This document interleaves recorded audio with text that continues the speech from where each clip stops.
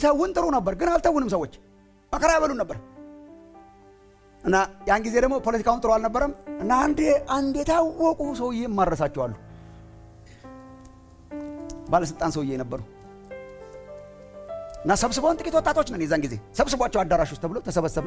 የጠረጠሯቸውን ሁሉ ሰበሰቧቸው። እነ ማሙሻ ያናገሯቸው። አንድ ቀን ከሱ ጋር ታይቷል። አንድ ቀን የተጠቀመው አንዳንዱ እንደውም አማኝም አይደለም እና አንዳንዶቹ ነው ወንጌል የሰሙት እዛ ሳይሆን አይቀርም እና ሰብስበው በጣም መከራ በሉ ማለት በጣም መከራ በሉ።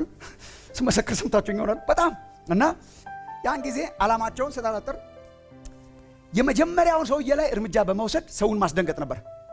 መጀመሪያ ዛች ከተማ የተከበረች ከተማ ይሄን ነገር ይዞ የገባ ሰው ይዞ እርምጃ በመውሰድ ሌሎቻችንን መበተን እና ባለስልጣናቱ ፊት ለፊት ተደርድረዋል። ዋናውን የማወራችሁ ባለስልጣን መካከል ላይ ያሉ ሲጃራ ያጨሳሉ ነን ስቶፕ። እኛ ቁጭ ብለናል፣ ምስኪን ልጆች ነን። አንድ ጥያቄ ነው የምጠይቃችሁ፣ እሷን ባጭሩ መልሱ ተባለ። አንድ ጥያቄ፣ መስበክ አልፈልግም፣ ወሬ አልፈልግም፣ ዝርዝር አልፈልግም፣ መልስ። እሺ አንተን ወደዚህ እምነት ያመጣ ሰው ስም ማን ይባላል? አስደንጋጭ ነው። የዛን ጊዜ ታውቃላችሁ ጊዜው ነው የነበራችሁ። ከዛ እንዲሁ አምናገለግል ልጆች ነበረን በዛን ጊዜ። ግን እፊት የተቀመጡት ደግሞ ገና የመሰከርንላቸው ናቸው። አንደኛው ባክ ያረገ ልጅ ነው። እንዲሁ ዝም ብለው ጠርጥረው ያመጧቸው ሰዎች አሉ። ምን አለበት እፊት ብቀመጥ ኖሮ አልኩ። እኔ እንደው በቃ እንደ ባይሆን እኔ እንደው ዲፌንድ አደረግ ነበር ምናምን ብዬ ዝም ብዬ እኮ ዲፌንድ አላደረግም። ጭንቀት ዝም ብሎ ጭንቀት የወለደው መብሰልሰል ማለት ነው። አንተ ብለው አንድ ባክ ያረገ ልጅ ጋር ጀመሩ ማለት ነው። አቻ አንተ ማን ነው ስሙን ተናገር ሲሉ አይ ቲንክ የመሰከርኩለት እኔ ሳልሆን አልቀርም። ትናርገኝ በቃ የሆነ ነገር አድርገኝ። ማን ያመጣ ወደዚህ እምነት? ኢየሱስ ና አለ ማለት ነው። እና እንደ መገለጥ ማለት በቃ መልስ አገኘው ለራ ኦፎይ ኢትስ ላይክ ምን እንደምል ግራ ገብቶኝ ነበርና ሰውየውን ምንም አልፈራቸውም። አይ ቲንክ እኛ እንኳንም እኛ አልሆነን። ልጁ ትንሽ ወደ ኋላ ሄዶ አንዳንድ ነገር ማድረግ ጀምሯልና ኢየሱስ ና አለ። እንዴት ኢየሱስ ና? ቆይታ እሱ ነው ያመጣ? አዎ። እንዴት? መጽሐፍ ቅዱስ ሳነብ በቃ ኢየሱስ ተገለጠልኝና የጌታ ተከታይ ሆንኩና ከዛ አልነግራችሁ አልችልም። ጠቅላላ ሰው ሁሉ በመደዳ እግዚአብሔር ነው።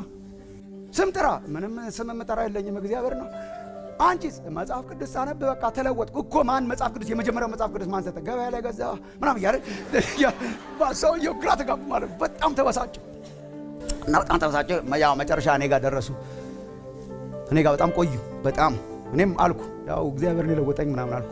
ከዛ ምንም ማረሳው እንዴት እምነት ያመንኩትን እምነት ለማራከስ እንደሞከሩ ነግራችሁ አልችልም። አንተ አሁን በዚህ ታምናለህ አሉኝ። ልክ ራሱ አስተያየታቸው ራሱ በጣም አሁን በቃ ኢየሱስ ክርስቶስ የሚባል መስቀል ላይ ሞቶ እኔን አዳነኝና እንደዚህ አሁን በቃ ወደፊት ሙታን ተነስተው ጥሩምባ ተነፍቶ ከዛ በኋላ ተሰብስበን ከዛ ምናምን ልነግራችሁ አልችልም። የሆነ ነገር አድርጉት። ከዛ እና አንተ በዚህ ታምናለህ ምናምን አለ። አዎ አልኩ።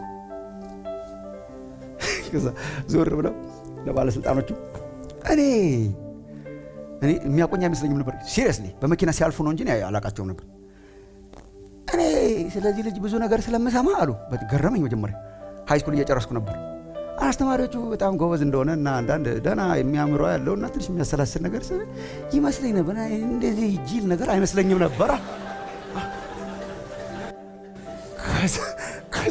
ከዛ ምን ትላላችሁ? ምንም ማለት አይቻልም። ኧረ ጂል አይደለም ምናምን አትል። ለእንደዛ አይነት ሰው መልስ አይሰጥም። ዝም ነው። ከዛ ቆየው። አዲስ አበባ መጣው። ኮሌጅ ገባው ምናምን ግራጁዌት አረኩ። አይ ቲንክ ወደ አገልግሎት መጣው ይመስለኛል። አይ ቲንክ ያ ለአገልግሎት ነው ሄድኩት። ኮንፈረንስ ተዘጋጅቶ ወደዛው አካባቢ ትንሽ ዓመታት ተቆጥረዋል። የእሳቸው ፍልስፍና ፈርሰዋል። ባይ ዛት ታይም ብዙዎቹ ወህኒ ገብተው ነበር። መንግስት ተለውጧል እና ሲሄድ አጠገቤ የተቀመጡ አንድ ሰው ነበሩ። አላስተዋልኳቸው። የሆነ መጽሐፍ ነገር እያነበብኩ ነበር። ጋቢ ለብሰዋል። የታመሙ ነገር ነው የመሰለኝ። ዝም ብሎ ኢንስቲንክት ማለት ነው። እና ዝም ብዬ ነው የምሄደው እና እኔም ወርድበት ከተማ ላይ ለወርድ ስል ረሳኝ አይደለም አሉ ማለት ነው። እኔ በማሾፍ አይደለም ነግራችሁ፣ አይኔን ማመን አልቻልኩም። ሰው እንደዚህ ዲስአፖይንትድ ሆኖ ሁሉ ነገር ጨዋታ ፈረሰ፣ ዳቦ ተቆረሰ ሆኖ ለካኛ ሰውዬ ናቸውና ከስረው ሁሉ ነገር አብቅቶ ወህኒ ከርመው ተፈተው በሚያሳዝን ሁኔታ ጤና አጥተዋል። ግን እኛ ኃይለኛ የነበሩ ዝነኛ በመኪና ሲያልፉ የአቧራውን ጭስ ብቻ ምናይ የነበሩ ሰው እንደዚህ ሆነው ሲሪየስሊ ያሳዝኑኛል። አሁንም ድረስ ሳስብ ያሳዝኑኛል። ግን ዋን ወይ ለካ ውሸት ነው። just a lie። ሰውን ጅል የሚያስመስልባችሁ ያ ቅዥ ስልጣን ቅዥ ገንዘብ ቅዥ it's a lie። ይሻራል ሌላ መጽሐፍ ቅዱስ ውበት ይሻራል፣ እውቀት ይሻራል። ሌላ ዝነኛ ይመጣል። ዓለም ደግሞ ጨካኝ ናት። ሌላ ተረኛ ታመጣለች። ይኸው ሰው እያወራል ሌላ ተረኛ መጥቷል። ባይዛታ ሌላ ደግሞ ይመጣል። ዓለም ዩዝ ኤንድ ትሮ ነች። ተጠቅማ ነው የምጥለው። እየተጠቀመችብህ ከሆነ you have to be very careful። ተጠቅማ ነው የምጥለው። ክብር አይደለም፣ የውሸት ነው። የውሸት ነው። ሰው እርሱ የተከበሩ እንዴት እንደዚህ ይሆናሉ ካለ የውሸት ነው። ዝም ብሎ ፋብሪካው የሰራንን ዋናውን የጠፈጠፈንን ያበጀንን የህይወት እስትንፋስ እፍ ያለብንን እሱን ነው ሪፈር ማድረግ ያለብን። እሱ ምን ይላል? ሰው ያለ ክርስቶስ ክብር የጎደለው ነው። ክብርህ እኔ ነኝ፣ ልብስህ እኔ ነኝ የማከብርህ። የክብር ቻሌንጅ የሚያደርግ ሳይሆን ኢየሱስ ክርስቶስ እውነተኛ የሆነውን ኢተርናል ክብር የሚያለብሰን እሱ ስለሆነ ወደ ኢየሱስ መምጣት ያድርግላችሁ። ዛሬ ከክብር የተነሳ የምትገፉ ካላችሁ መመለስ ይሁን መመለስ